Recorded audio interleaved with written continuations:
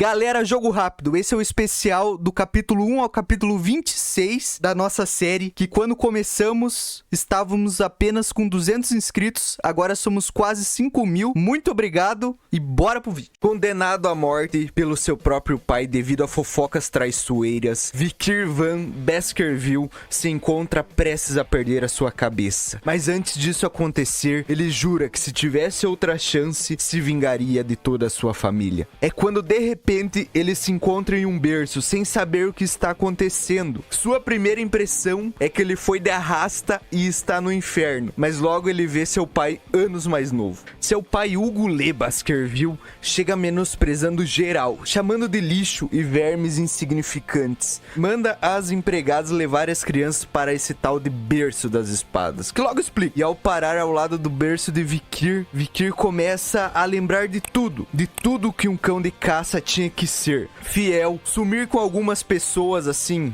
sumiu, fazer umas espionagem, tudo que tem de ruim. Tudo isso era feito pela família, e para ela ser a melhor das melhores. Vikir fala também que era leal e buscava o reconhecimento do seu pai e da sua família. Lutou bravamente contra os demônios quando foi abertos os portões do inferno. Dedicou toda a sua vida e foi recompensado com o abate, ou execução mesmo, porque o homem sabia demais. Mas Vikir não quer saber mais dessa vida. Ele quer a sua vingança, mas fala que agora não é possível fazer nada. Mas o berço das espadas pode ser uma ótima oportunidade de ficar forte. E o que é esse berço das espadas, afinal? Ele é um labirinto cheio de espada, onde os caras jogam as crianças lá dentro e elas têm que rastejar até chegar ao rio Sting. Um rio cheio de magia que faz com que uma criança tenha o corpo tão resistente quanto o aço. Mas é limitado, apenas algumas conseguem esse benefício. Vikir, conforme vai explicando esse desafio, vai passando por todo o labirinto. E logo, o safado chega no rio e dá um bicão. E já começa a mudar seu corpo por completo. Submerso a 7 minutos, seu pai fica impressionado e fala: opa, ele pode morrer. Grita para um recém-nascido que sai de dentro do rio. Mas o prota, com sua ganância, quer absorver o máximo do poder que o rio tem. Só que começa a se afogar, e quando tudo começa a ficar preto, seu pai o pega pelo pé, o tirando do rio e rindo da situação. Quem foi Vikir antes de retornar ao passado? Aos 8 anos, ele era considerado um gênio, mas para sua família ele era só um membro medíocre. Aos 20, ele era o principal nas missões de assassinato, reconhecimento e subjugação. Aos 29, ele era restringido pelos talentos da família direta, já que ele era um filho ilegítimo e não consideravam ele digno. E assim, ele percebe as limitações com a esgrima. Aos 30, se abre o portão do mundo dos demônios e Vikir começa a passar pela Era da Destruição, matando vários demônios e sobrevivendo a isso. Aos 39, a guerra termina e Vikir com a humanidade saem vitoriosos. E aos 40, ele é recompensado pela sua lealdade como cão de caça. Sua recompensa, uma sentença de morte. Então Vikir acorda em um berço e logo percebe que conseguiu passar pelo rio. Entretanto, uma pessoa entra na sala carregando uma caixa misteriosa. Deixa ela sobre o berço de Vikir e vai embora. A caixa começa a se abrir e de lá sai 2 cobrona vermelha, perigosa, venenosa e estão pronta para atacar ele. Vikir se vira para a caixa e fica em posição de jogador de futebol americano, encarando as 2 cobras, dizendo: pode vir, pode vir. Então, Vikir pega cada cobra com uma mão e com um olhar malévolo as estraçalha,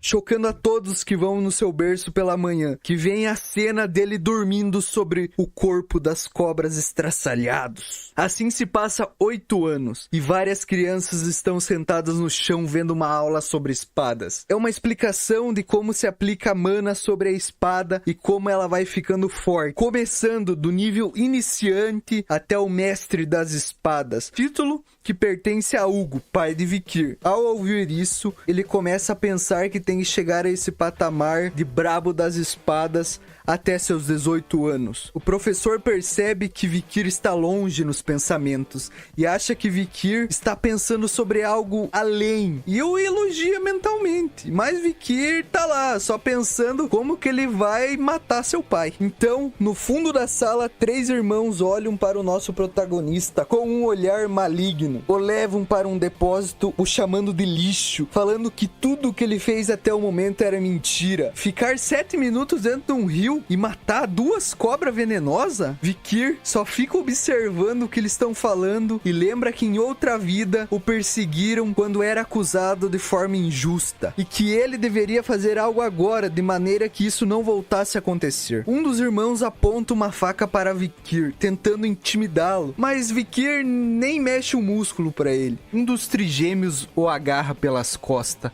e fala: vamos ver se você é tudo isso mesmo. Quero ver você aguentar esses 3 minutos sem respirar. E tapa a boca de Vikir. Começa a passar o tempo.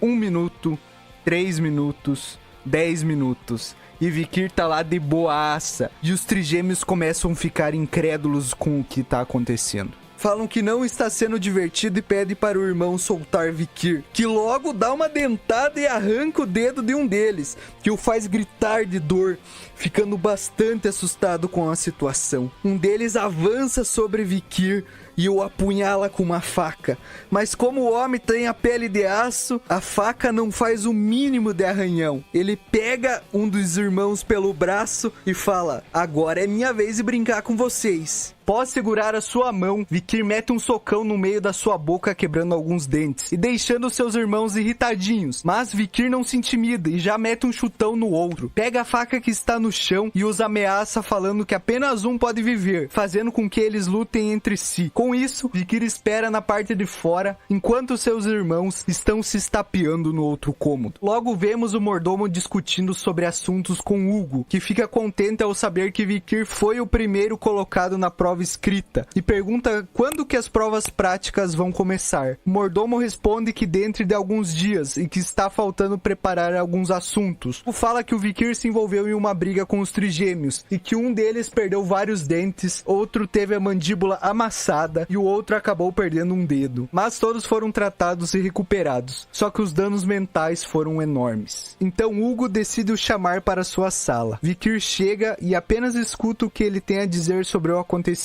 e pergunta a ele se ele não acha errado o que fez. O protagonista então responde: como alguém mais forte que eles pode estar errado? Seu pai fala então que os seus irmãos tinham falado com ele antes e o perdoavam pelo que aconteceu. Mas Vikir se lembra de uma frase que seu pai falou para uma freira, que o perdão não é nada mais nada menos que a desculpa dos fracos que não podem se vingar. Então seu pai completa falando que a força é justiça e que ser fraco é pecado, ficando impressionado com seu filho. Fala para o mordomo levar Vikir para o armazém e deixar pegar o que ele quiser, e completa falando para ele ir bem nas próximas provas. Chegando no armazém, Vikir só queria uma coisa: sementes de cacau não processadas. Todos ficam se perguntando por que ele quer essas sementes, mas o que eles não sabiam é que Vikir iria usá-las no teste prático e que nesse momento, quando ele usasse essas sementes, algo sem precedentes assolaria os Baskerville. O clã que era conhecido em todo o mundo como clã dos Berserker, já que quando uma criança aprendia a andar, ela já tinha que escalar uma montanha, não tinham descansos fora do horário permitido e na hora de dormir tinham que fazer isso com um cadáver de uma besta demoníaca ou um filhote. Assim que esse período acabasse, eles completariam 8 anos, enfrentando testes ainda piores. Se passa então 5 dias e a avaliação prática teste de sobrevivência vai começar. Um teste que reúne os jovens em uma montanha infestada de monstros demoníacos. O instrutor então começa a passar as regras da avaliação: sobreviver a 1 mês e caçar criaturas demoníacas.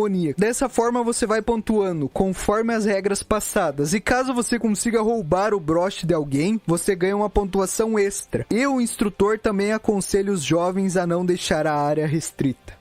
A prova se inicia e todos vão à procura de um local ou um monstro, seguidos por instrutores para serem avaliados. Vikir não quer saber de monstros agora, então ele para embaixo de uma árvore, vê que o solo é bem bom e fica por ali. Fala que vai tirar umas férias. Sabendo que o avaliador está observando, enquanto ele junta madeira, o resto do povo tá lá, lutando entre si, lutando com monstros, e Vikir deitadão, bem de boa, bem relaxado, deixando o avaliador entediado, que logo deduz que não há motivos para ficar vigiando ele, já que ele vai ficar nisso até o fim. Então o avaliador pega e dá no pé. Vikir então percebe que o avaliador vai embora e fala que acampar é bom. Tem uma vaga lembrança de um dos seus companheiros falando que o grão sangrento era bom para tirar o cheiro da carne. E quando seu obstáculo, o avaliador, se foi, agora era a hora de começar a caçar. Alguns dias depois, Vikir parte para a área não explorada, em busca de feras mais perigosas, e logo vê um cocôzão pegando fogo, que era exatamente isso que ele procurava. Então, o cão infernal aparece. Vikir lembra que só conseguiu enfrentá-lo no passado quando tinha 18 anos, mas agora ele tinha um método que fazia com que ele conseguisse enfrentar essa criatura apenas com 8 anos. Sabendo de suas fraquezas, de não conseguir fazer uma curva direito, ou não conseguir passar por pouca água que seja, ele se aproveita disso, mas lembra da sua principal fraqueza, que é abrir a boca quando corre. Dessa forma, Vikir arremessa algo em direção à boca do monstro e desvia do ataque. O cão cai no chão tudo duro e o protagonista fala que é chocolate e que esse é o principal veneno do monstro e que tinha jogado um grão sangrento na sua boca. Finalizando o monstro com sua espada, faz com que ele libere o karma ou experiência, que melhora a movimentação do seu corpo. Vikir, já cantando vitória com o monstro que caçou, já pensa em seu prêmio. Um livro que ninguém sabe o seu verdadeiro valor. Quando de repente aparecem vários outros cães infernais, atraídos pelos gritos do outro cão que acabou de morrer. Vikir então corta a cabeça do cadáver e se prepara para enfrentá-los, mas ele sente uma presença assassina gigante, e o protagonista não consegue acreditar que eles sentem medo dele, mas logo aparece um dog de 3 cabeças, cabuloso, um Cerberus, que está todo ferido. Então, Vikir se lembra que há bárbaros do outro lado da montanha, e eles podem ter ferido um monstro. Então, ele vê isso como uma oportunidade de matá-lo. Sem pensar 2 vezes, ele parte para cima do monstro, achando que poderia conseguir matá-lo. Mas é surpreendido pelo bicho, que quebra sua espada por completo e o arremessa com uma força absurda contra uma árvore, fazendo com que ele se choque contra ela e perca a sua consciência por alguns instantes. Ao recobrar a consciência, Vikir vê que seu braço está todo rasgado e fica impressionado que as feridas não foram maiores. E se lembra dos feitos do rio Stinge, que pode transformar o corpo da criança em aço, papapá. Assim ele consegue se levantar rapidamente e desviar do outro ataque, e começa a correr igual um maluco para se salvar. Ao se deparar com a cerca que separa a área restrita do território de Vikir, ele vê uma luz para se salvar dos Cerberus. Pula a cerca o mais rápido que pode e continua correndo, até chegar ao acampamento, aonde fica as armadilhas que ele preparou, caso viesse uma horda de cães infernais. Então, ele pula sobre uma das suas armadilhas, ficando com a cara quase na boca do bicho, aonde o monstro cai em várias estacas cobertas de extrato de grão sangrento. O Cerberus ainda continua em pé, mas Vikir rapidamente pega uma lança e arremessa contra a criatura, contando 7 segundos até a sua morte, e confirmando a lenda que o veneno da mamba sangrenta demora isso para matar alguém. Depois que confirma a morte do Cerberus, Vikir lembra que aonde existe um monstro assim, também há uma masmorra, e que há vários tesouros lá escondidos. Mas antes, pega um pouco do cocô do bicho e passa em si mesmo, já que vai ajudar a afastar os outros monstros. Seguindo as pegadas e a baba de Cerberus, Vikir acha a entrada da masmorra e, ansioso para descobrir o que tem lá dentro, ele vai em direção à escuridão. Ao entrar na masmorra, Vikir anda sob a escuridão, quando se depara com um rubi enorme que emite uma luz muito forte, e ao olhar em sua volta encontra um esqueleto humano com um papel ao seu lado, que conta que seu nome não importa e que se chamaria de Caim, e que com esse pequeno pedaço de papel contaria um pouco de sua história e o que aconteceu no local, para que a próxima pessoa que encontrasse não cometesse o mesmo erro. Então a história começa a ser contada. Fala que ele e seu irmão mais novo vieram até a masmorra devido a uma lenda de sua família. Passaram por vários desafios, matando diversos monstros, até chegarem à Câmara da Pedra, que ao chegar nessa câmara, se deparam com um enigma que fez com que eles ficassem presos 3 anos tentando o desvendar. O enigma era assim: o que entrou era um, mas dentro se tornam 2, mas apenas um pode sair. E com esse enigma sombrio, os irmãos, depois de muito tempo, chegaram à conclusão de que, porque eles eram gêmeos e vieram no mesmo útero, apenas um poderia sair de lá. E depois de uma longa batalha, o irmão mais velho mata o seu irmão mais novo. Vendo que não aconteceu nada depois disso, fala que para quem vier na câmera no futuro, que a deixe o mais rápido possível. Vikir então acha isso meio estranho, porque para ele também apareceu a mesma mensagem de enigma, e que suspeita que os Bokó tiveram uma má interpretação. E parando para pensar um pouco sobre, repara que ao entrar na escuridão ele se torna um, e ao chegar na câmara, que tem uma iluminação enorme por causa do rubi, se torna 2 porque cria uma sombra. Então Vikir pensa que se ele quebrar o rubi, a luz vai sumir e o enigma vai ser desvendado. Dito e feito, o Vikir mete logo um socão no rubi e uma câmara secreta se abre. Quando a câmara se abre, aparece uma espada toda sombria e muito bonitona. Com a descrição que só o clã de Vikir poderia usá-la, ele se lembra que em outra vida, essa arma era chamada de a Mosca de Beelzebub. E era uma das 7 calamidades que invadiram o continente. E conta que os 7 líderes de clã se reuniram para acabar com essas calamidades. E que o líder do seu clã selou o resto dessa mosca em seu território. Só que ninguém acreditava mais nessa lenda. E que no futuro, quando os portões demoníacos se abrissem, a espada seria usada pelos demônios para acabar com intocáveis vidas humanas no campo de batalha. Com o rosto alegre, Vikir fala que isso não vai acontecer e que essa espada será dele. A puxando com toda a força, a espada começa a penetrar em sua pele, o fazendo se perguntar o quão forte ele pode ser no futuro. Olhando ao seu redor e vendo que não há mais nada dentro da masmorra, Vikir planeja sair de lá. Mas é aí que sente algo estranho acontecer. Começa a ter uma fome absurda e ao olhar para sua mão vê que ela tá fazendo barulho. É Beelzebub, que logo começa a levar Vikir para perto de um cadáver de cão infernal que ele tinha matado há um tempo. Ao sugar o resto do sangue do cadáver, Vikir repara que a mosca também pode tomar suas habilidades. Ao ver isso, ele caminha em direção aos Cerberus, que faz com que a mosca absorva um pouco do seu sangue, ganhando a habilidade Incinerar. Mas pelo seu descuido, também ganha a habilidade Regeneração Acelerada, de um rato que estava embaixo do cadáver. Fica contente com o que conseguiu, e fala que vai relaxar um pouco agora.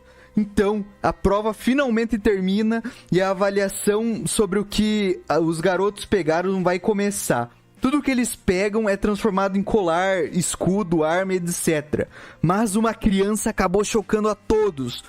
Cortando para Hugo, ele pergunta ao mordomo sobre quem que pegou o espólio dos Cerberus, e ele fala que foi Vikir. Surpreso, Hugo elogia de várias formas, que não liga para de qual linhagem ele venha, se é de nobre, se é de uma mulher da noite, isso não importa. O que importa é a determinação de cada um. Fazendo com que o mordomo chame Vikir para ver o seu pai, Hugo já vai partindo para as perguntas e Vikir para a resposta, falando que matou o dogão com um chocolate e explica a ele que esse chocolate é muito tóxico para a criatura, deixando seu pai admirado e fazendo assim que ele ofereça um desejo a Vikir, já que ele ficou em primeiro na prova prática. Vikir, sem pensar muito no assunto, já pede para entrar na biblioteca dos 10.000 livros, mas seu pai fala que só ele e o vice-patriarca podem entrar lá. Então Vikir fala que, então beleza, né? Se não dá para entrar, tudo certo. Em seu pensamento, ele fala que vai ter que entrar de forma escondida. Mas o seu pai o surpreende, falando que permite a sua entrada e ainda o recomenda de ler um livro. A Sexta Presa de Baskerville é um livro que jamais foi lido por alguém ilegítimo e que no máximo máximo foi lido até o 4º livro. Vikir então se lembra que foi morto por ser um filho ilegítimo e não deveria ficar nervoso lendo o 6º livro, já que Hugo estava no 7º e tinha chegado no 9º quando o Vikir faleceu. Vikir, determinado, pensa em superar Hugo a todo custo,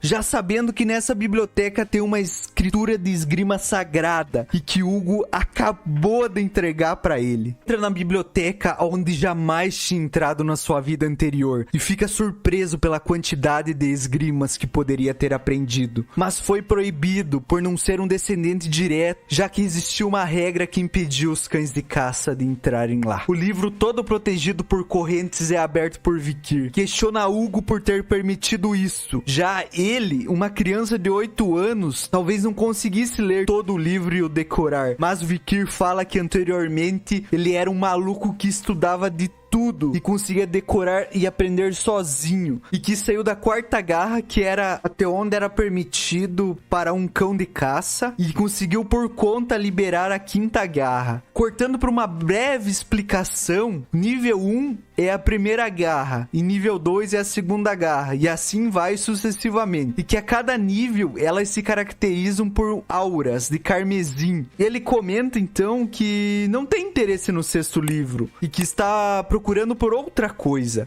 Saindo da área mais reservada, ele vai até os guardas e fala que quer dar uma olhadinha em alguns outros livros. Os guardas se perguntam se ele não sabe o valor do lugar que estava, mas Vikir não liga e sobe à procura de um livro, que ao encontrar fala que é um dos mais importantes e sabe todo o seu valor. Conta uma historinha de que quando uma página foi encontrada sobre uma dungeon, seu pai ficou maluco, suspeitando de algo, então mandou uma galera ir atrás das outras páginas que faltavam, que ele até quase declarou guerra aos outros territórios, e que quando finalmente juntou todas as páginas, ele só mandou um bom trabalho para o Vikir, o deixando fulo da vida. Então ele fala que esse livro é uma descrição completa de como conseguir detalhadamente a 10ª presa deixada pelos seus antepassados. Vikir sabia tudo que tinha nas outras 6 páginas, já que foi ele que juntou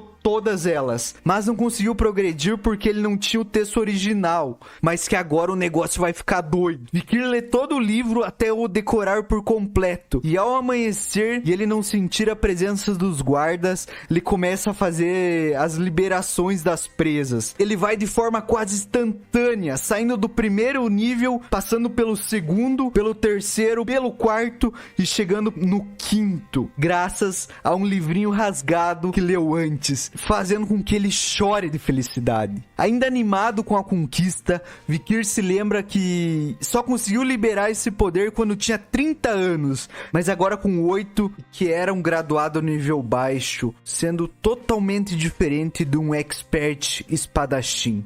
Em comparação ao fluxo de mana, que aumenta a sua habilidade, a densidade, entre outras coisas, o deixando menos limitado. E que juntando as 2 esgrimas que aprendeu, o canino de esfolar, que permite ficar mais forte e mais rápido, e a presa atrativa, e que seu ataque e defesa não tem limite de crescimento, Vikir poderia até enfrentar um graduado de nível intermediário, com muita concentração. Pensa que o problema agora é quanto ele deve revelar a Hugo, já que ele não pode revelar muito e nem muito pouco, mas sabe que o Hugo, nem ninguém agora pode ter chances de chegar à 10ª presa, e queima o livro. Os guardas então chegam e perguntam a Vikir sobre o cheiro de queimado, e ele fala que foi um descuido. Dá uma desculpa aos guardas que não se incomodam, já que o livro queimado não era tão importante, e Vikir pega e vai embora sem problemas. Chegando à sala do seu pai, eu pergunto se ele teve algum esclarecimento. Vikir fala que sim, que era algo quente e afiado, e ao mesmo tempo macio e maleável. E o mordomo então comenta que isso poderia ser aura, a prova de que alguém entrou realmente no mundo da espada, e que mesmo que uma pessoa treine sem parar, tem que ter pelo menos 15 anos para chegar nesse patamar, fazendo com que seu pai se questione, já que Vikir tem só 8 anos, pergunta se o garoto pode mostrar isso a ele, o levando para uma arena e trazendo uma besta demoníaca e é pra eles lutarem, deixando geral espantado. Pede então para que eles soltem o monstro e assim começa a luta. Vikir avança sobre o monstro, cortando seu braço e sua perna. O orc entra então em choque, já que ele tem a habilidade de regeneração rápida e ela não se ativou, já que Vikir usou a habilidade de hemorragia que Beelzebub absorveu do cão infernal. Todos ficam impressionados com seu ataque, mas seu pai ainda não. E Vikir percebe isso. Então, ele usa uma habilidade que deixa a espada toda brilhante, a lâmina de aura, e com apenas um golpe ele acaba com o orc. O mordomo então explica que só um nível expert poderia usar essa habilidade, mas Hugo ainda não tá convencido e fala que o orc tava todo estranho. Então Vikir, não satisfeito, pergunta a seu pai se ele tem algum monstro mais forte, deixando geral de boca aberta. Seu pai fica todo animado e fala que tem um monstro que foi capturado para fazer alguns experimentos e manda trazer aquele mesmo para enfrentar o Vikir. O monstro é gigantesco e Vikir fica impressionado pelo seu tamanho. Então Hugo pede para começar a luta. As correntes do monstro são liberadas e Vikir parte para cima, desviando de seus ataques com maestria. Quando o monstro dá uma abertura, todos se perguntam por que Vikir não atacou, mas seu pai explica que o troll tem uma habilidade de regeneração incrível e que caso você não cause um ferimento fatal à criatura, você só vai desperdiçar a sua energia. Vikir continua desviando de seus ataques e pensando numa estratégia de como ele ia matar o monstro. Ele usa então a primeira presa e apenas faz um arranhão sobre o seu ombro, já que ele tem um couro super resistente.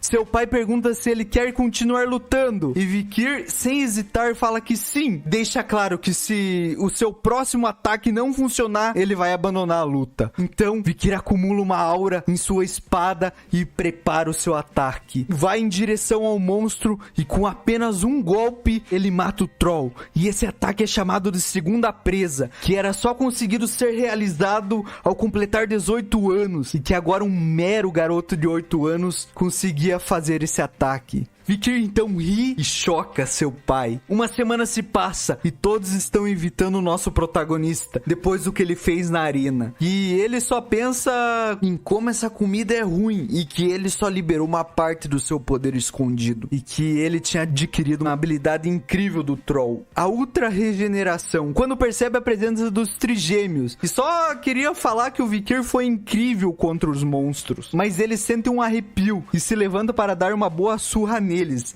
mas é interrompido pelo mordomo que fala que seu pai está o chamando. Ele que discute com o líder do clã Morg, uma situação o tanto quanto desagradável de treinamento, já que o prestigiado clã mágico e o outro clã, o clã espadachim sangue de ferro, sempre treinavam junto e não tinha nenhum problema, mas tudo isso mudou quando um conflito de quem era o dono da mina de rubi surgiu, e com isso o relacionamento entre os líderes do clã foi distorcido, mas pela ordem do imperador o treino em conjunto continuou. Então alguém que não era o líder do clã Morg começou a visitar o clã de Baskerville como seu encarregado. Adolf, mas eu vou chamar ele de Adolfo, fala sobre os rumores de um gênio que surgiu no clã Baskerville e que isso só acontece a cada 100 anos. Então Hugo se vangloria sobre o assunto, deixando o Adolfo surpreso, já que é um filho ilegítimo do clã, que fala que também tem um gênio para apresentar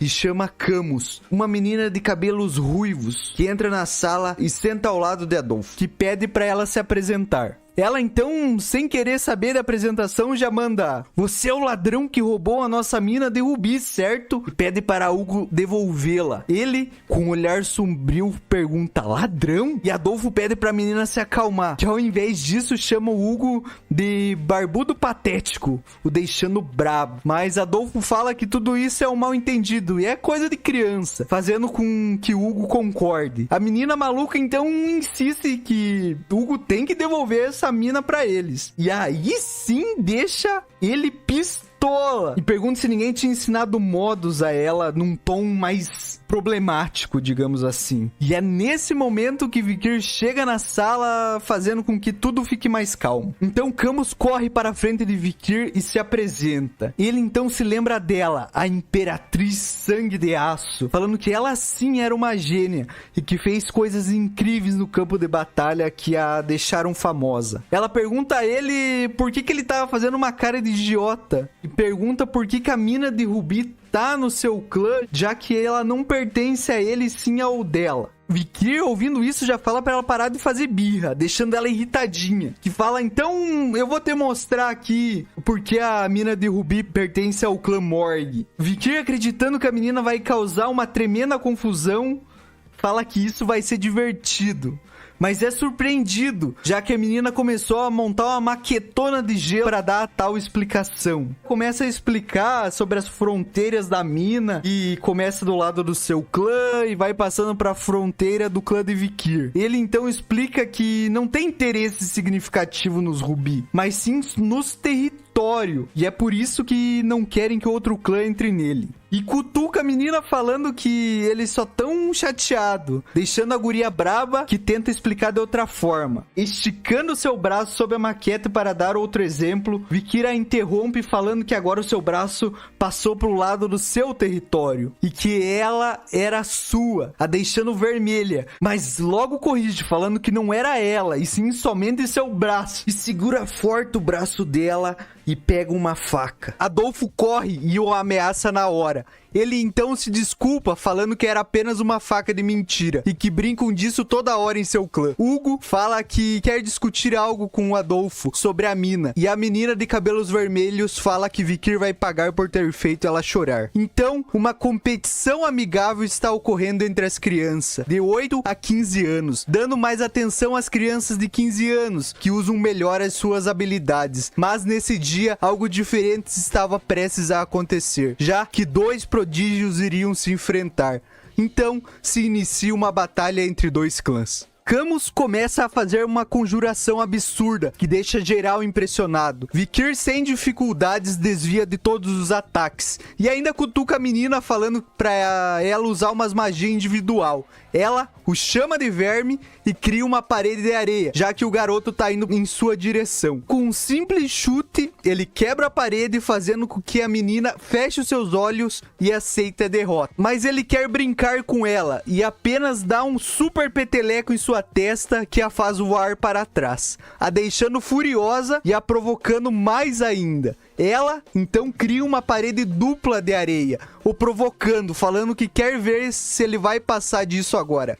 Vikir, sem esforço algum, dá um soco na parede e acerta outro peteleco na menina. Ela, então, começa a usar magia igual uma doida, e ele só vai desviando de um lado para o outro. E que, se ele quisesse matá-la, ele já teria feito isso em um piscar de olhos. Percebendo que em outra arena está também ocorrendo uma luta, ele atrai a menina para a ponta. E antes que ela perceba, está vindo um ataque em sua direção. Vikir desvia e o ataque vai todo para a garota, não dando chances para ela se defender. Todos ficam preocupados com o dano que a garota recebeu.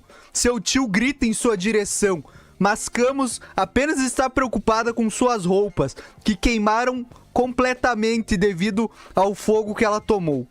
Toda envergonhada, ela pede ajuda para alguém. Vikir então tira sua camisa e joga para a menina se vestir. Ela grita com ele porque ele está sendo legal e ela é sua inimiga. Ele fala que não liga pra essas coisas e, se quiser, ela pode devolver a camisa pra ele. Mas ela muda de assunto, reparando em seu braço, que foi atingido por um estilhaço de espada que estava com aura. A fumaça se dissipa e algumas pessoas discutem qual dos dois que ganhou a competição, mas ninguém pronuncia um vencedor. Voltando para dentro da mansão, Hugo pergunta ao garoto o que ele achou da competição. Ele fala que foi divertido e que só hesitou porque era uma garota. Hugo fala que as lutas contra magos são difíceis e que não é para hesitar em uma batalha, apontando para o ferimento que Vikir recebeu e falando para ter isso como lição.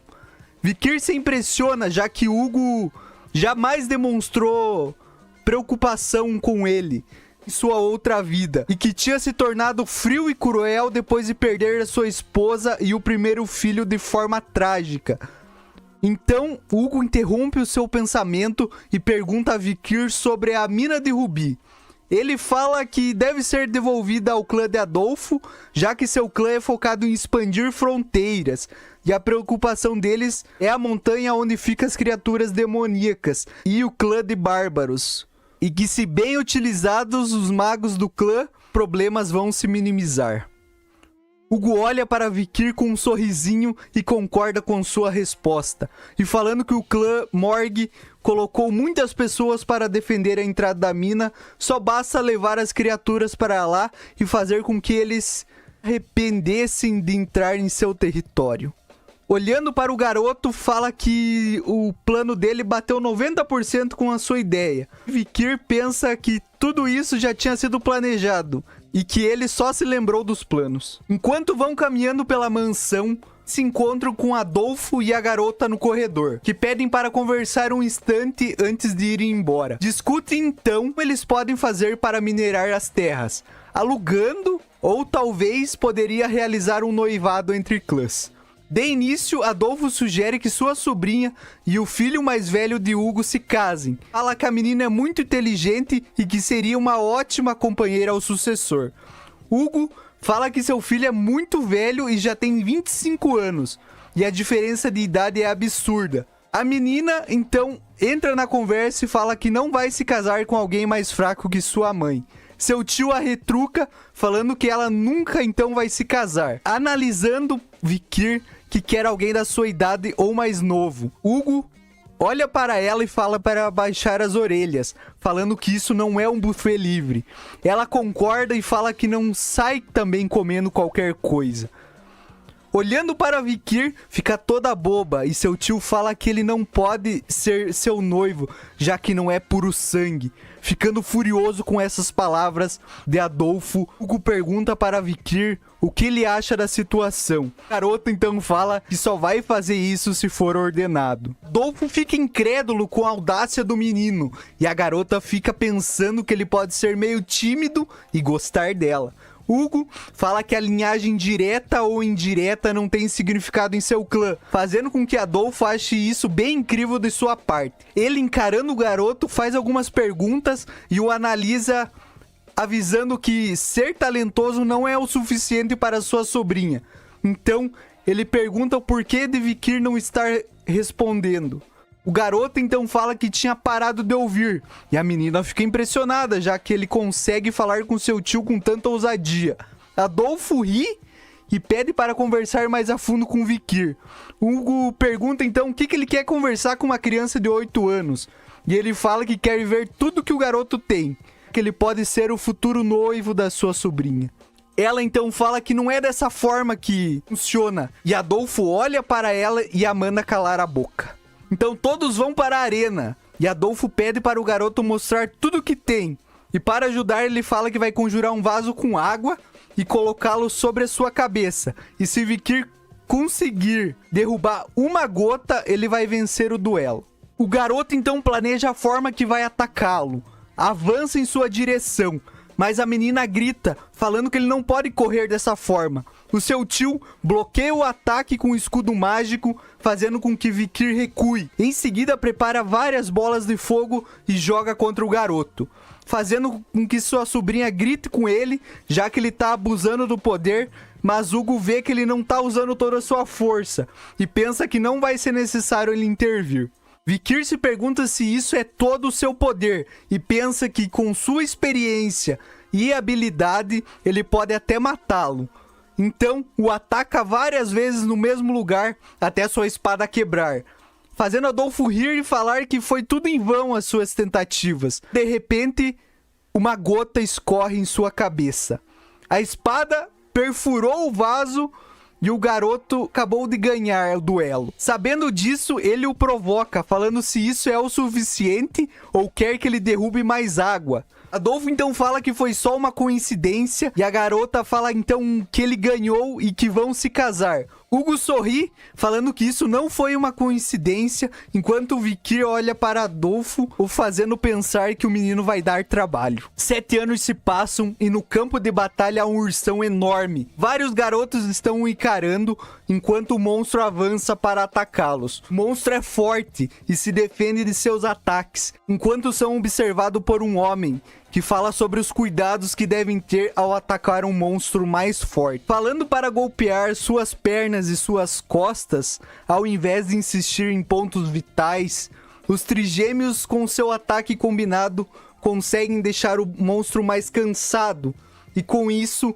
os outros garotos partem para cima dele, o matando. Depois eles se reúnem em frente ao treinador, que fala que há criaturas muito mais fortes que essa, que eles vão ter que se adaptar ou morrer. E finaliza dando os parabéns a todos pela graduação. Depois disso, 2 garotos discutem para que lugar eles pretendem ir, se perguntando para onde Vikir vai, e olhando para ele, que está sentado sob um urso que era 3 vezes o tamanho do que eles enfrentaram.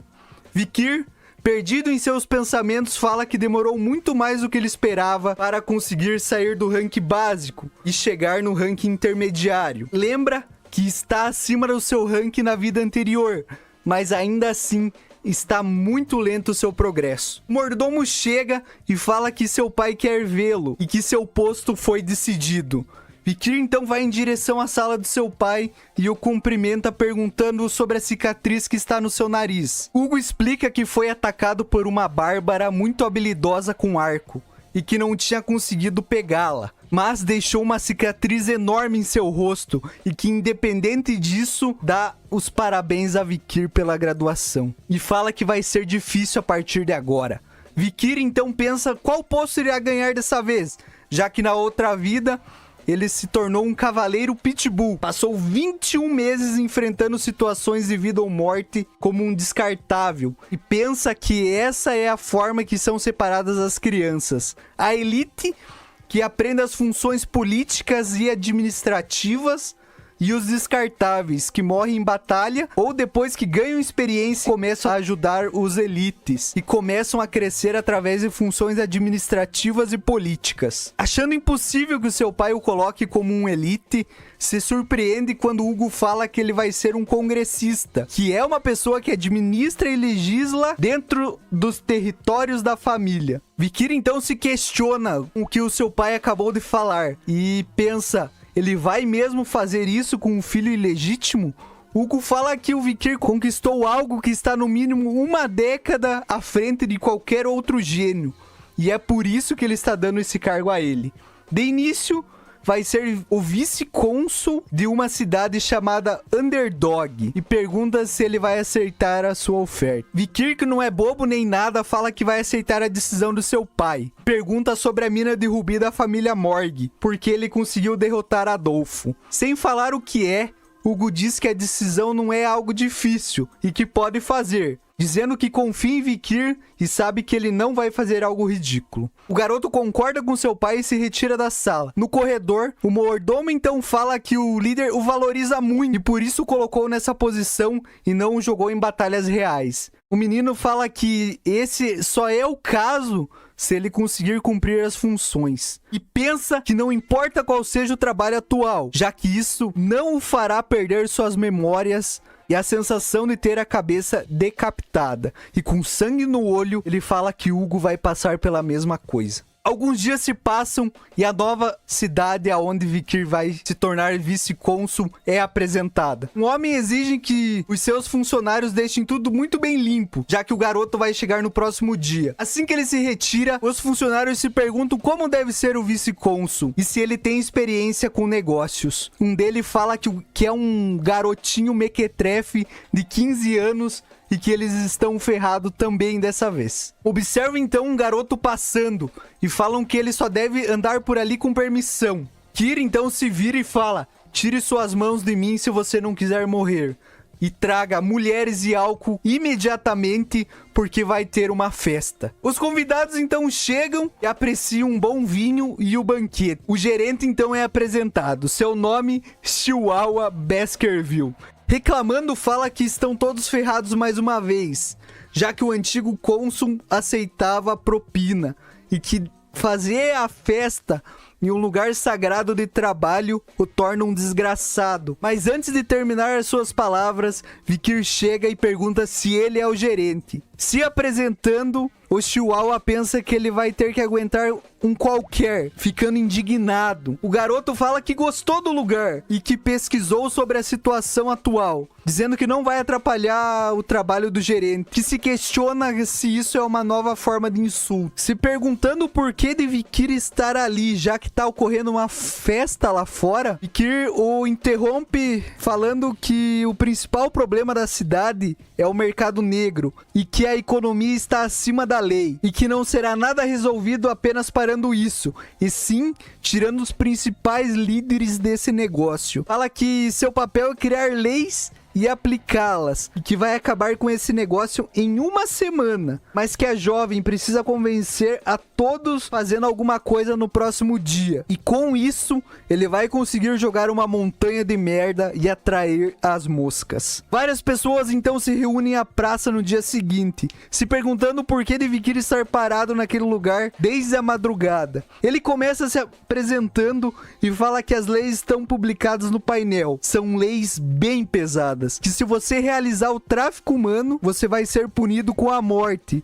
Ou, se você fizer um empréstimo ilegal de dinheiro, vai perder os 2 olhos. Voltando, todos tiram sarro dele, falando que ninguém vai seguir isso, e duvidando do garoto. Chihuahua então grita, falando que ele é do clã principal, e pergunta se é necessário colocar uma espada em sua garganta para que eles parem de duvidar. Dessa forma, fazendo com que todos parem com os cochichos, o garoto pega um pedaço de cabo e fica com toda a força no chão. E em seguida fala que com sua autoridade vai aplicar uma nova lei especial. Grita dizendo que dará 100 milhões em ouro para quem remover o cabo do chão, fazendo com que todos mandem um "o quê?", fazendo todos se questionarem se ele vai pagar isso, já que era 4 anos de salário. Vikir manda um "ninguém? Então, eu acho que eu vou ter que aumentar para 1 bilhão. E pergunta se alguém agora quer. Um homem grita então para ele parar de brincadeirinha e ir dormir. Vikir o interrompe falando que vai aumentar para 10 bilhões. Fazendo agora o povo se questionar se deve tentar ou não. Alguns falam que se você tentar, você vai morrer porque vai ser ganancioso. Faz com que Vikir refaça essa pergunta. Então uma menina toda ranhenta, segurando uma cestinha, fala que ela vai tentar. Um homem então tenta impedi-la, mas ela fala que a mãe está doente e que precisa fazer algo, e se algo acontecer, pede para que ele tome conta de sua mãe. A menina se aproxima e se pergunta se Vikir vai atacá-la, ou se ela consegue pelo menos ganhar algumas moedas. O garoto pede para ela puxar a estaca. Ela pega então com suas 2 mãozinhas e tira com muita facilidade, falando que foi algo bem fácil e que agora não sabe o que vai acontecer. Vikir, com um olhar amedrontador, tira então um saco de dinheiro com 100 milhões em moedas de ouro, dá à menina, fazendo todo mundo ficar de boca aberta, e falando que 10 bilhões vai ser muito pesado para ela carregar, e pede para ela mostrar aonde que é sua casa, que ele vai entregar todo esse dinheiro a ela. Dando uma lição de moral a todos, fala que é assim que a lei deve funcionar, que deve ser mantida. Então todos começam a se respeitar na cidade, e os atos ilegais começam a diminuir e a taxa de crime cai pela metade. Em sua sala, Vikir elogia Chihuahua por ter escrito um painel com letras orientais bem bonitas. E ele, que fala que em 20 anos nunca tinha se emocionado tanto, faz com que o menino o faça entender que ele tinha que chamar a atenção de alguma forma. E que essa ideia foi da Camus, quando ela virou líder. Só que ela fazia isso pelo medo e não da forma que ele aplicou. Então fala que agora que começam os problemas, já que ele deu 10 bilhões para a garota e fez um rombo no orçamento, e que deve achar uma forma de tapar esse buraco. Olhando para o mapa, ele marca alguns pontos da cidade, onde organizações ilegais vão se esconder no futuro, fazendo o Chihuahua questionar como ele sabe disso. Ele fala que pode sentir, mas na verdade, a sua outra vida foi ele que invadiu todos esses lugares. Um homem entra na sala correndo, fala que chegou um pedido de entrevista a Vikir. Fala então que os nobres que só comem e dormem finalmente vieram falar com ele. Chihuahua fala que é um grupo de jovens que na verdade é um clubinho social comum e que eles querem conversar sobre essa lei especial de Vikir, o fazendo falar que dessa vez ele vai erradicar as pestes que se aproveitam da cidade. Em uma mansão, garotos comemoram suas riquezas, agradecendo os Baskerville e por eles expandirem as suas fronteiras, fazendo que o tráfico de escravos cresça absurdamente e que sem a vigilância da família imperial tudo fica muito mais fácil. Os chamando de idiotas obcecados com espadas e que sem querer incriminaram o clã Mezimadrano, ele que era o mais fiel de todos, fazendo um massacre acontecer. Começaram a comentar sobre o vice-cônsul, que é um filho ilegítimo e que o nome Vikir nunca tinha sido ouvido falar por eles, o chamando de desgraçado. Planejam dar uma festa e deixar que ele pague tudo, igual um otário. Um homem então entra na sala e anuncia algumas garotas, e com ele entra um garoto. Ninguém o conhece até então. O garçom fala que não era pra ele estar ali e o trata mal, e quando percebe, seu braço está quebrado, o fazendo gritar de dor. Depois de se apresentar, os garotos perguntam o que ele tá fazendo ali essa hora, e Vikir fala que foi eles que o chamaram e por isso que ele veio. Cochicham entre eles e planejam como vão humilhar o menino. Mas Vikir fala que não veio para a brincadeira e derruba uma torre de champanhe que estava sob a mesa apenas com os efeitos de sua aura, os deixando em choque e falando que ele deve ser no mínimo um graduado. Discutem quem vai fazer algo contra ele. Vikir se aproxima de um dos meninos, coloca a mão sobre o seu ombro e cochicha algo. Em seguida mete logo um socão no meio do seu estômago. E só porque eles têm um pouco de dinheiro, eles se sentem os donos de tudo. O joga no chão e pergunta aos outros garotos se eles sabem o porquê que ele acabou assim. Eles falando que sabem, Vikir olha para eles e fala: então vocês merecem uma boa de uma surra. E começa a citar todos os atos abomináveis que eles cometeram. E que vai ensinar uma lição aos cachorrinhos que não têm medo de nada. Vikir está na frente da cela dos riquinhos que prendeu por cometerem crimes graves. Eles estão gritando contra ele e falando que ele vai pagar por tudo que fez e que jamais vai se safar disso. Chihuahua, com um pouco de pena dos garotos, fala que eles foram amassados igual pão caseiro e pergunta a Vikir se ele não acha que exagerou um pouquinho. Ele responde que é pra ter calma e que ele mal começou com os garotos e fala que eles deveriam era prevenir a corrupção e melhorar a vida das pessoas. Fizeram totalmente ao contrário e se tornaram tão corruptos que almejavam o poder do clã Baskerville. Completa que só de olhar para eles dá pra ver que ainda não aprenderam a lição e quando o sol se pôr vai matar todo mundo. E de quebra, vai matar todo mundo relacionado a eles. Chihuahua, então, olha pra Vikir e pergunta: você tá falando sério? E ele diz que sim. Todos na cela ficam desesperados pedindo desculpa a Vikir, já que ele não demonstrou piedade com eles. Chihuahua pergunta se o clã deles vai deixar tal ato. O garoto fala que eles não podem reclamar, já que ele tem provas de todas as conexões criminosas que existem na cidade. Pensando que essa mentira pode dar problema no futuro, ele lembra que logo os portões demoníacos vão se abrir e ele vai ser mandado para a batalha e vai se livrar daquele lugar. Falando que os garotos estão sendo acusados de crimes graves, um dos garotos grita com Vikir e fala para ele acusá-lo se ele tiver provas. Vikir olha para o garoto e fala: então eu não tenho provas? Talvez seja porque você já se livrou delas. E o garoto fica sem falar nada. Um homem surge ao fundo carregando um saco, chama Vikir e fala que fez tudo conforme ele mandou, o deixando contente com isso. Mostrando algumas ferramentas, ele fala que em 30 anos nunca usou armas tão boas para a tortura e pergunta ao garoto como ele criou algo tão incrível. Vikir fala que é comum da onde ele veio. Então, o homem olha para ele e fala: você veio do inferno. Olhando para o homem, ele pergunta se ele quer saber alguns truques. Ele olha para Vikir e fala assim que não vai estar querendo, senão ele vai acabar vomitando e pega e vai embora. Por outro lado, o menino tem uma baita nostalgia de quando usava essas ferramentas contra os demônios em sua outra vida. Tirando o seu paletó, ele pergunta aos riquinhos o que aconteceu com toda a convicção que eles tinham, de que nunca iam falar. e pede para eles ficarem quietos, já que ele quer relembrar todas as suas memórias. Os rumores se espalham rápido e toda a cidade somente fala sobre os 7 lixos que viviam na luxúria e no crime e que todos tinham sido presos juntos. 2 homens discutem sobre o que aconteceu com os garotos. Um falando que o vice-cônsul é capaz sim de matá-los, já que está na lei, e que gastou 10 bilhões para provar isso. Já o outro fala que eles não vão ser executados, já que são dos 7 clãs nativos. Mas todos estavam de acordo que isso era um jogo de poder, e se os clãs nativos se curvassem a Vikir, isso logo acabaria. Os meninos sairiam da cadeia, tomariam leves puxões de orelha e tudo voltaria a como estava. Mas não foi bem assim. Ao amanhecer, todas as 7 cabeças estavam sendo exibidas na praça da cidade. Todas elas estavam aterrorizantes e cobertas de sal, e sobre elas estavam os detalhes de todos os crimes que eles tinham cometido.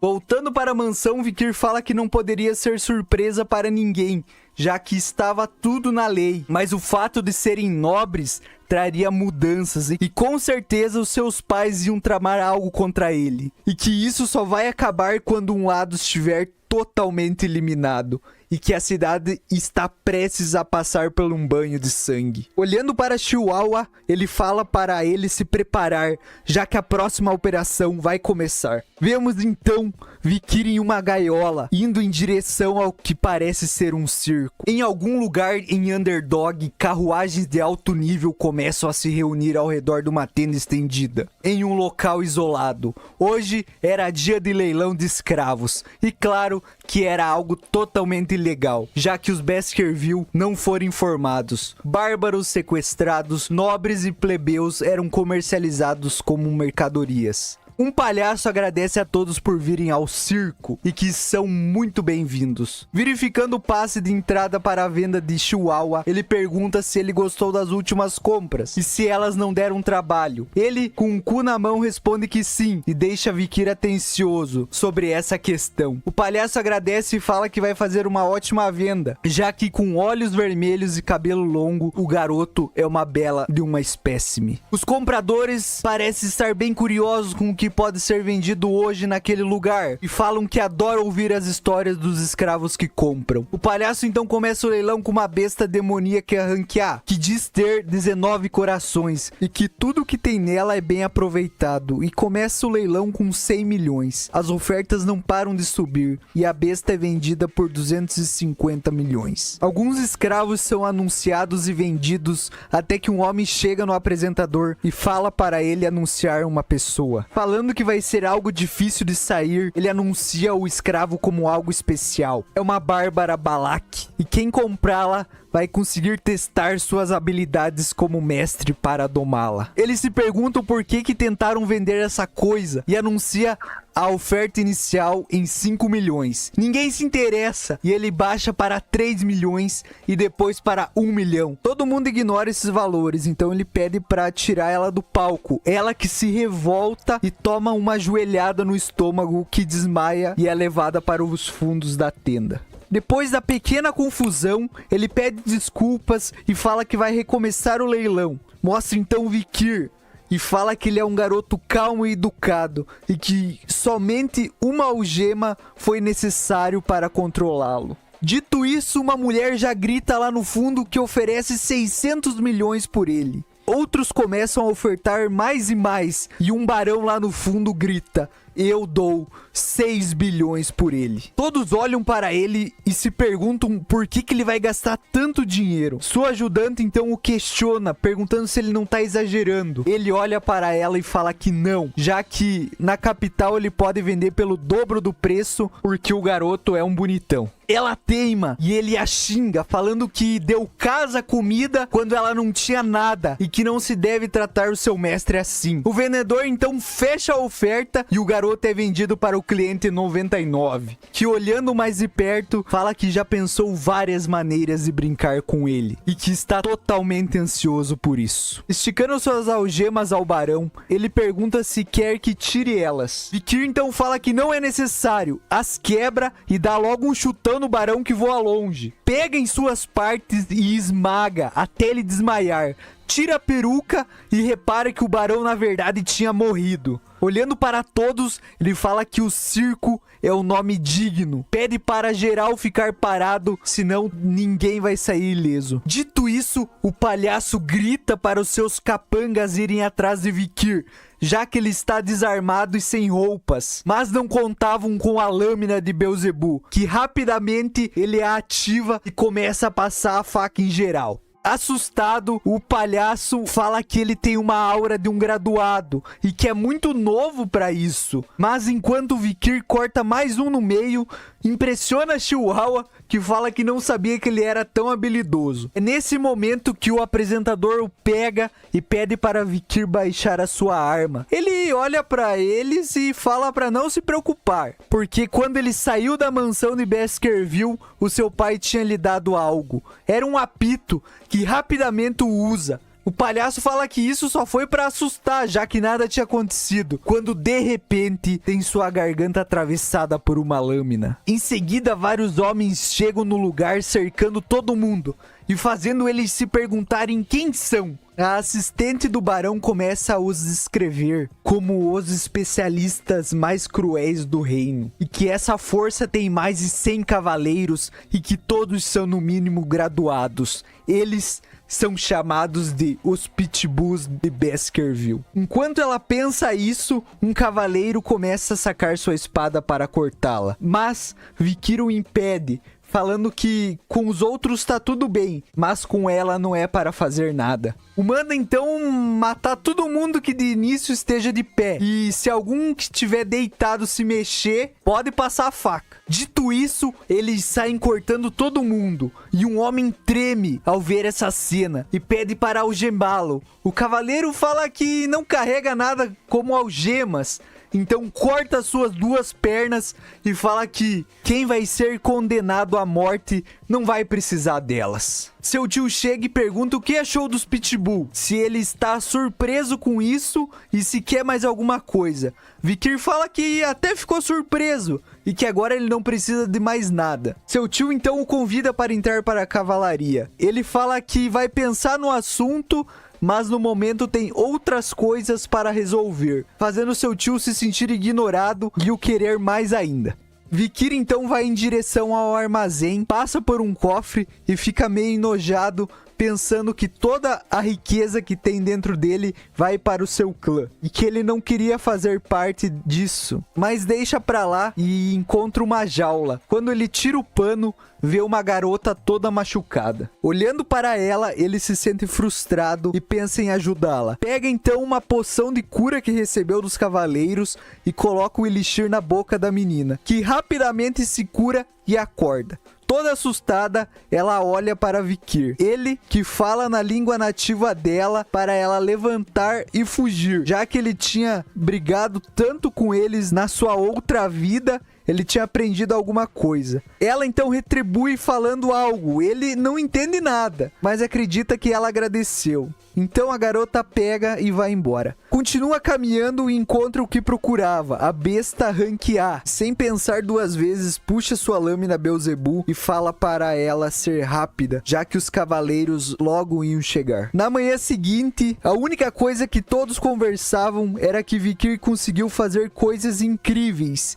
e que tinha aprendido diversos nobres. No mesmo momento, uma organização ateava fogo no clube dos VIPs. Eles, que tiveram todas as suas identidades expostas, fazem com que as autoridades passem a dar mais atenção às atividades ilegais. E como resultado das investigações, as 7 famílias de nobres da região tiveram seus familiares indiciados, que no mesmo momento enviaram uma carta a Vikir pedindo sua justiça. Ele que foi firme falando que todos cometeram crimes de tráfico ilegal e só poderiam ser punidos com a morte, e que já tinha pegado o depoimento de todos os executados e que logo a família família imperial iria saber disso. Depois que isso aconteceu, as famílias pararam de reclamar sobre os incidentes e os patriarcas das mesmas 7 famílias foram ver o cônsul pessoalmente, aonde se tornava uma situação em que um nobre se ajoelhava pedindo misericórdia pelos seus familiares. Mas a resposta dele foi bem simples. Falou que analisou todos os registros obtidos e que todas as 7 famílias vão ter os territórios confiscados e que 3 delas serão extintas. E que do início do seu mandato até o momento atual,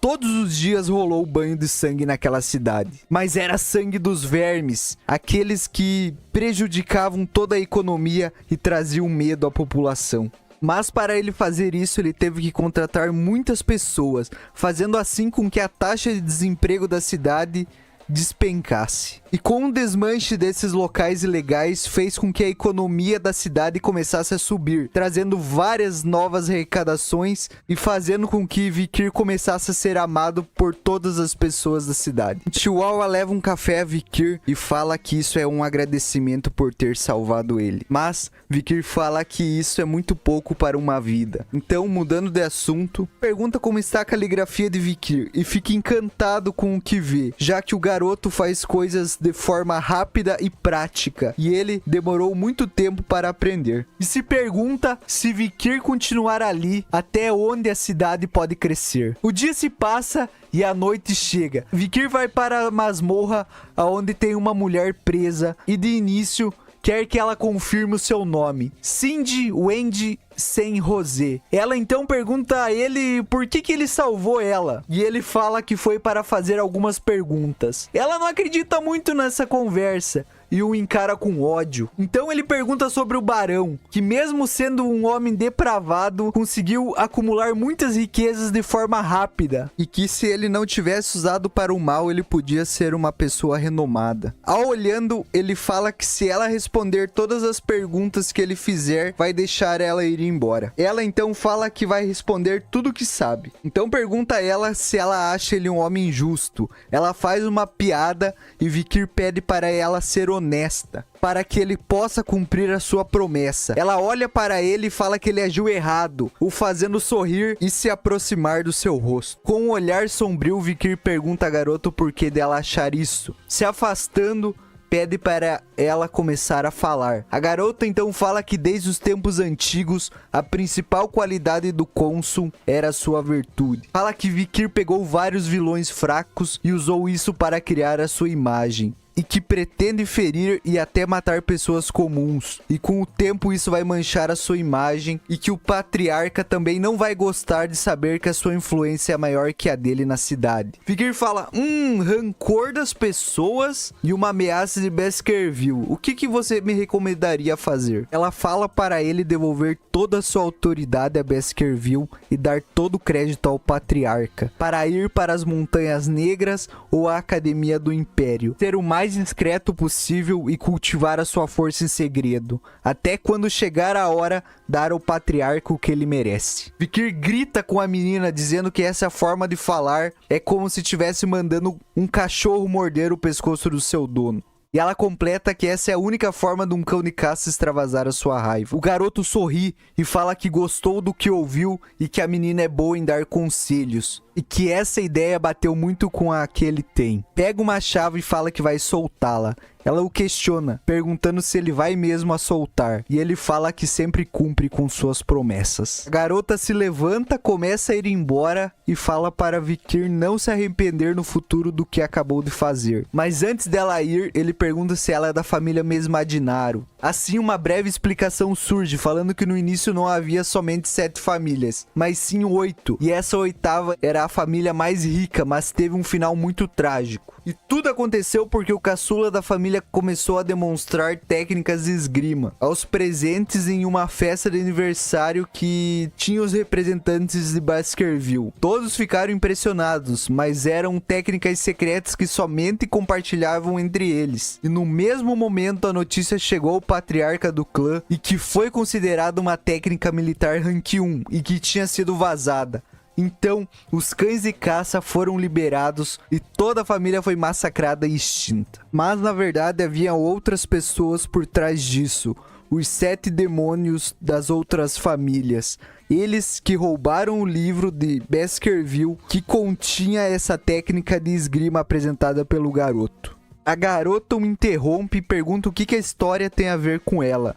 Vikir então continua falando que havia uma sobrevivente, uma garotinha de 1 ano que foi sequestrada pelos 7 demônios e que tinha uma aparência invejável e que era impossível imaginar o tanto que ela deve ter sido torturada por isso. A garota fala que não quer mais ficar ali, mas Vikir pede para ela ter calma, que ele ainda não terminou de contar toda a história. Continua falando que depois de muito tempo, um novo vice-cônsul chega na cidade, junta todos os criminosos e os pune sem hesitar, que ao torturá-los eles falaram tudo o que fizeram com a pobre garotinha e sua família, e foi ali que ele ouviu um pedido de desculpas.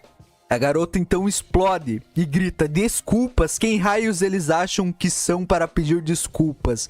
Vikir fala que sabe quem ela é e que usa um pseudonome de Cindy, mas na verdade é uma sobrevivente da família Mesmadinaro. A garota o questiona, falando que não consegue acreditar que eles pediram desculpas e que Vikir está mentindo. Vikir pega uma tocha e fala para segui-lo, porque é melhor que ela veja do que ele tenta explicar. Chegando em um canto escuro de uma cela, o resto dos 7 corpos dos riquinhos estão lá. Mesmo que eles tenham morrido, ela fala que ainda há uma família que ela quer vingança. E o garoto fala para ela canalizar todo o seu ódio nos Baskerville e que ela merece a sua vingança. Ela o questiona, perguntando por que ele quer ajudá-la, já que ele é um Baskerville. Ele olha para ela e fala que ela é uma idiota. Ela, não sabendo o porquê dele falar isso, fala que agora está em dívida com ele e que vai pagar de alguma forma. E garante que não importa o que ele fizer, jamais vai ficar sem dinheiro. Ele fala então que vai se lembrar disso. A noite passa e Chihuahua corre para o quarto de Vikir para ver como ele dormiu. Ao chegar lá, vê sangue e corpos por todo o lado. Perguntando ao garoto o que era tudo isso, ele fala que deve ter matado todos enquanto dormia. E faz Chihuahua achar que é verdade, mas logo fala que está brincando. O garoto se levanta e estão caminhando e discutindo sobre as coisas que vem acontecendo com ele. Flechas que vêm do nada, bebidas envenenadas, jogaram até ácido e o pisotearam com carroça. E pergunta se isso significa chamar a atenção. Mas lembra que graças à habilidade do monstro ranquear que conseguiu no leilão, está tudo tranquilo. Fora a sua incrível resistência por causa do rio Stinge. Mas que mesmo tendo tudo isso é uma chatice. E tem que descobrir logo quem está por trás disso e cortar todo o mal pela raiz. Uma carroça então para na frente deles e nela contém o brasão de Baskerville, fazendo Vikir se questionar quem que veio da casa principal. Quando um homem sai dela, Chihuahua fica paralisado, já que essa pessoa é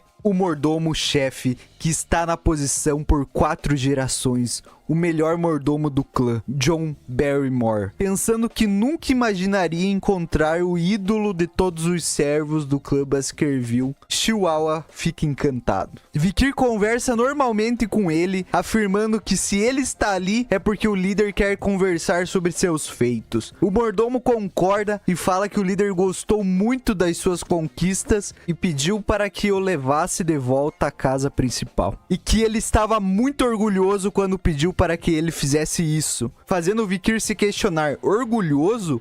Ô Hugo? Voltando então para a mansão principal, Hugo olha uma reportagem do seu filho, onde ele é eleito o mais confiável de toda a cidade. Seu pai fala então que com essa oportunidade ele conseguiu mostrar que o clã apenas não pensa somente com a espada, mas sim também usa o cérebro. E fala que como recompensas e punições devem ser aplicadas, o garoto agora vai ir para a escola no final do ano. Vikir pensa que era bem isso que ele buscava, já que a escola é para todo o alto escalão, como nobres e a realeza, e que por questões de segurança é administrada como um internato, e com isso faz com que o lugar seja altamente protegido e que ele vai conseguir evoluir sem que Hugo fique de olho. Hugo fala que vai mandar mais alguém com ele e pede uma recomendação. Vikir então fala que tem os trigêmeos e pensa que pode usar eles como saco de pancada. Então Hugo concorda e fala que vai mandar eles junto. Começa então a falar sobre o plano que eles criaram junto quando o garoto tinha em apenas 8 anos. Vikir completa falando que é sobre a mina de Rubi que eles discutiram com o clã Morg. Hugo concorda e fala que o plano deu certo, que eles conseguiram controlar os bárbaros e eliminá-los. E os rogues deram uma oferta a eles de irem ver uma subjugação, e que era para o garoto ir lá antes de ir para a academia, e que isso seria uma boa experiência. O menino começa a ir embora, se despedindo de Chihuahua e pensando que talvez nunca mais vá o ver. Se afastando da cidade, o menino pede para que todos desapareçam.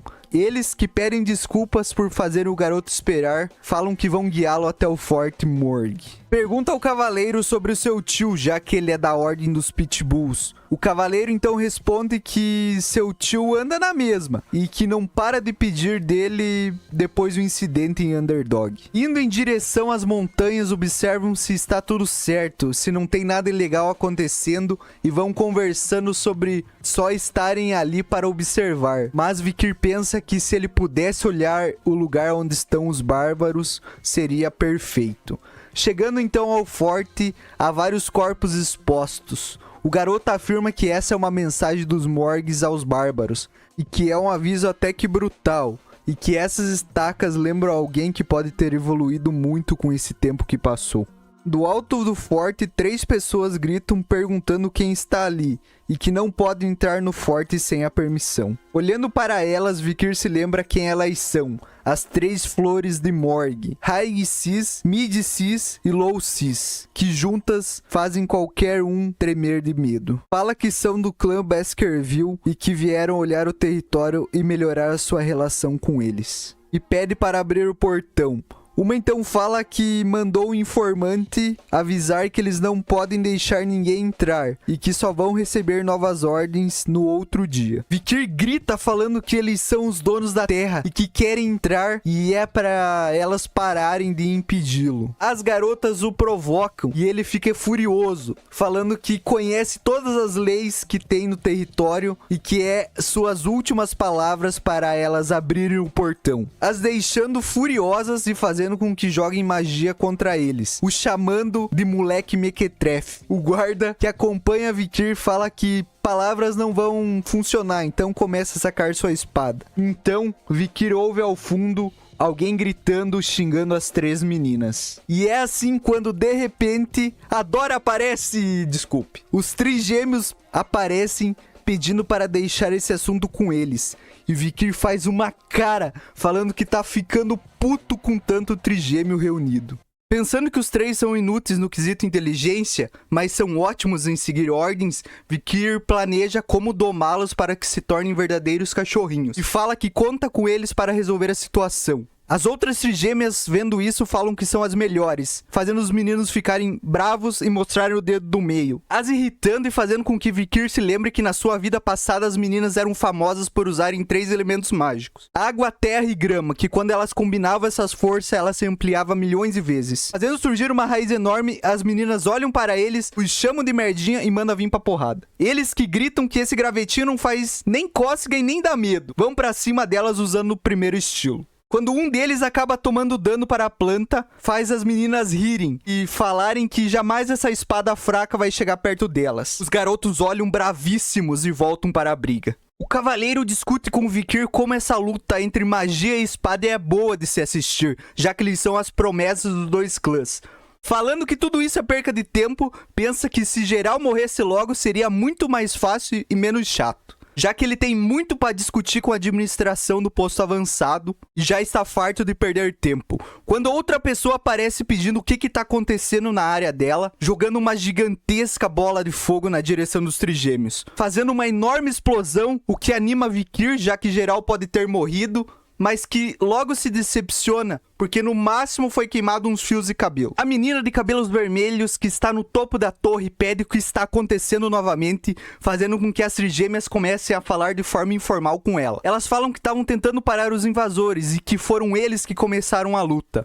A garota com um olhar sombrio, as perguntas do porquê das meninas estarem falando de forma tão normal, já que ela é a vice-comandante, e que se elas não quiserem morrer, é pra calar a boca, ou iam acabar sendo penduradas. Olhando para frente, ela vê o homem, o nosso queridíssimo Vikir, e arrumando o cabelo, pergunta como ele está, já que fazem quase 7 anos que não se veem. Ele concorda com ela, pensando que a menina tá ficando bonitona e que todos os homens na sua vida passada corriam atrás dela e ela sempre estava envolvida em algum escândalo. Mas nessa vida não tinham ouvido nada ainda. Pede então para que ela abra os portões, já que as trigêmeas não estavam cooperando, quebrando totalmente o clima de romance. Romance aqui não. E é claro que a Camus ia ficar muito brava com ele, falando que depois de todos esses anos é isso que ele tem pra falar, e ele fazendo uma pergunta faz ela gritar que ele é um nota 0 de 100 e que é um absurdo se comportar dessa forma em frente à sua futura esposa. E caso tenha gostado, não se esqueça de deixar o like. Vikirzão vai tirar umas férias de 2 semanas, porque os próximos capítulos podem ficar muito curtos, então a cada 2 semanas eu vou trazer essa série maravilhosa pra vocês. Caso queira dar uma sugestão ou recomendação, deixa nos comentários. Nos vemos na próxima e tchau!